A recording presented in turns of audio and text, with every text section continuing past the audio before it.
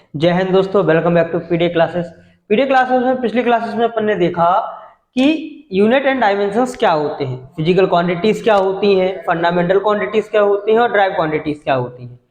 आज अपन देखेंगे कि डायमेंशंस क्या होते हैं। जो क्वांटिटीज बनती हैं, जो यूनिट्स बनती हैं, वो एक डायमेंशन है। वो यूनिट जो मेजरमेंट है वो डायमेंशन है। आज वही देखेंगे। देखो क्या है, एनसीईआरटी में अपन देखें तो 100 के आसपास कुछ यूनिट्स लिखी हैं। तो अपन को सारी यूनिट्स नहीं पढ़ना है कि अपन सारी यूनिट्स पढ़ने बैठ गए, सारी यूनिट्स रटने बैठ गए। लेकिन हाँ, मैं एक बात कहूंगा, इनके फॉर्मूले जरूर रटने हैं आपको। जो आपके एनसीईआरटी में या फिर आप कोई भी ऑथेंटिक बुक पढ़ते हो, उन सभी में यूनिट एंड डायमेंशंस दिए गए हैं। उनके सभी के फॉर्मूले याद रखने हैं आपको। लेकिन डायमेंशंस मतलब जो डायमेंशन फॉर्मूले होते हैं ये याद नहीं रखने हैं। मेन आपको क्या याद रखना है, उनका फॉर्मूला। कुछ डायमेंशंस मैं आपको यहाँ पढ़ाऊंगा जो आपके पेपर से रिलेटेड बहुत इंपॉर्टेंट है। कभी कभार ये डायरेक्ट के डायरेक्ट पूछ लिए जाते हैं कि इसका डायमेंशन फॉर्मूला बताओ या इसका डायमेंशन फॉर्मूला। सीधे के सीधे आप ओल्ड पेपर उठा के देख सकते हैं किसी भी कॉम्पिटिटिव एग्जाम का, कहीं ना कहीं आपको इनसे रिलेटेड क्वेश्चंस मिले होंगे। बात समझ में? तो आज समझते हैं अपन। सबसे पहले समझेंगे एरिया। तो एरिया में क्या होता है, लैंड इनटू ब्रेथ। इसका डायमेंशन फॉर्मूला क्या होता है, m0 l2 t0। अब ये पहले तो ये समझ लो कि जी m l एंड t क्या होता है। यहां पे m से मतलब होता है मास। क्या होता है, मास। मास मतलब वेट, किसी चीज का भार कितना है, ठीक है। एल, एल मतलब होती है लेंथ। क्या होता है, लेंथ। और टी, टी मतलब होता है टाइम। टी मतलब क्या होता है, टाइम। मास, लेंथ और टाइम, इन्हीं तीनों से मिलकर आपके बेसिक और मेन, मैं कहता हूं बेसिक और मेन, क्योंकि कुछ फॉर्मूले ऐसे होते हैं जिनमें एमएलटी के साथ और कुछ भी यूनिट, जैसे रेडियन हो गया, एंगस्ट्रॉन हो गया आपकी, ये कुछ ऐसी यूनिट्स हैं जो एमएलटी से आगे जाती हैं। क्लियर, कैंडला हो गया।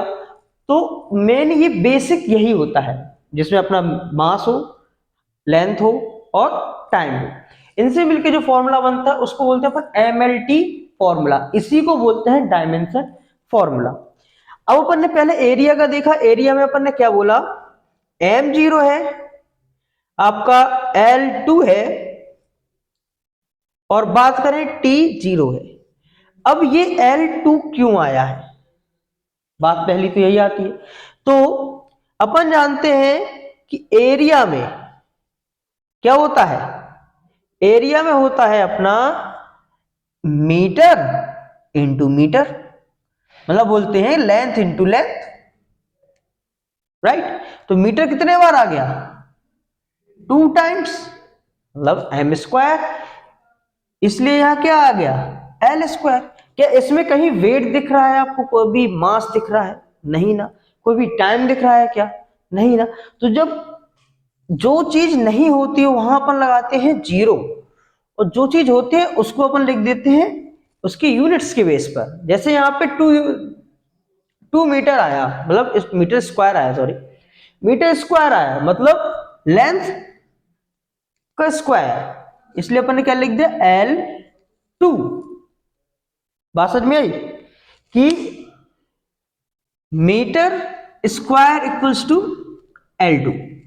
चलिए, एक अपन ने एक तो देखा है। अब अपन लोग थोड़ा आगे जाते हैं, थोड़ा अच्छा सा लेते हैं। ये तो छोटे छोटे थे जो शायद आप लोगों ने बहुत ज्यादा बार पढ़े होंगे। अपन एक समझते हैं फ्रीक्वेंसी। चलिए, जो फ्रीक्वेंसी है मेन, अपन जब फ्रीक्वेंसी की ही बात करते हैं तो क्या होती है, 1/टाइम पीरियड, 1/टाइम। देखिए, फ्रीक्वेंसी को ऐसे समझो, जैसे कोई एक सरफेस है जिसमें कोई वेव मूव कर रही है। क्या कर रही है, मूव कर रही है। तो उसको ये पूरा एक कंप्लीट राउंड करने में कितना टाइम लगता है, एक पूरा कंप्लीट राउंड करने में कितना टाइम लगता है, वो कहलाता है इसका टाइम। वो क्या कहलाता है, इसका टाइम। और कितने टाइम में कितनी फ्रीक्वेंसी होती है, मतलब कितने टाइम में कितने बार ये टर्न होता है, ऐसी वेव क्रिएट करती है, वो कहलाती है आपकी फ्रीक्वेंसी। जस्ट एक क्वेश्चन का मुझे आंसर दीजिए, आई होप आप सभी लोग जानते होंगे कि अपने इंडिया में मेनली 50 हर्ट्ज, मतलब 50 हर्ट्ज की फ्रीक्वेंसी के साथ इलेक्ट्रिसिटी आती है, राइट।